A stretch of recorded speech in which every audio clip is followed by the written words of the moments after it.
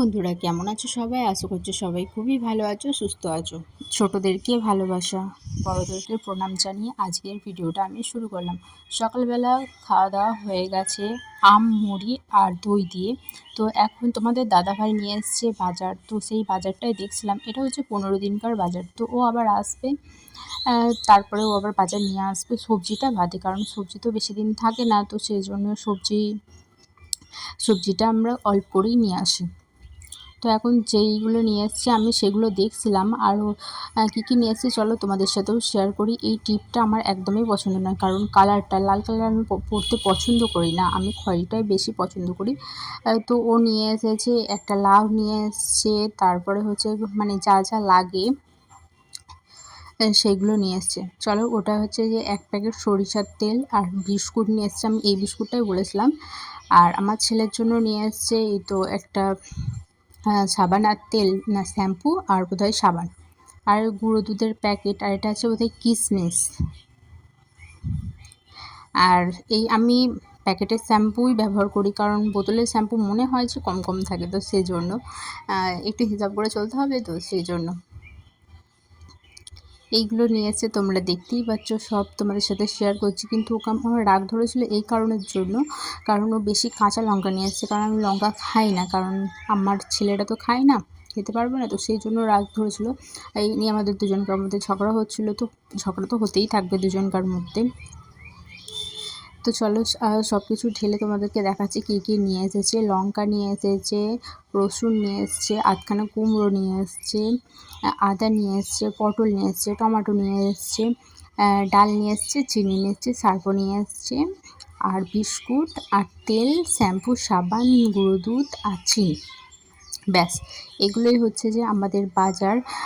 15 দিন চলে যাবে, আরামসে চলে যাবে, তো কোনো চাপ নেই। আর হ্যাঁ, মাছও নিয়ে এসছে। আমি বলছিলাম বড় মাছ নিয়ে আসবে, তো বড় মাছই নিয়ে এসছে কেটে। এটা আমাদের হয়ে যাবে দুবেলা, ও চলে যাবে ওবেলা, তো আমি আর আমার মানে ছোটো বাচ্চাটা আমরা দুজনাই খাবো। তো ও আজকে বলেছে ও রান্না করবে, তো সেই জন্য নুন হলুদ দিয়ে দিয়েছে। এই দেখো রান্না করছে, দেখছো ঘেমে কী হয়ে গেছে, এখন আমার সাথে ঝগড়া লেগেছে। আমাদের দুজনের যখনই বাড়িতে থাকে দুজনের ঝগড়া শুরু হয়ে যায়, জাস্ট আর কি, বাস ও উড়ো না, আমাকে বলছে তোমার চোখগুলো তুলবো, তো সেই জন্য। আর এদিকে ও পটল ভাজি করছে, তো ওই সব কিছু কেটেছে, ওই রান্না করেছে, রান্নাটা খুব টেস্টি করে, কিন্তু সামনাসামনি তো বলা যাবে না, তার জন্য ভিডিওতেই বলছি। আর এরকম ঘেমে পুরো স্নান করার মতন হয়ে গেছে। আর এদিকে মাছ ভেজে রেখেছে, তো আমি স্নান টান করে পুজো টুজো দিয়ে আমি বললাম যে আমি মাছ খাবো। ও জানে যে আমি মাছ খেতে খুবই ভালোবাসি, তো মাছ আমি এদিকে খেতে শুরু করে দিয়েছি। তো ভিডিওটা এতটুকুই করেছিলাম, তারপর আর ভিডিও করা হয়নি, কারণ ও চলে গেছে, খুবই মনটা খারাপ ছিল, তো সেজন্য আর কোনো কিছু ভিডিও করা হয়নি।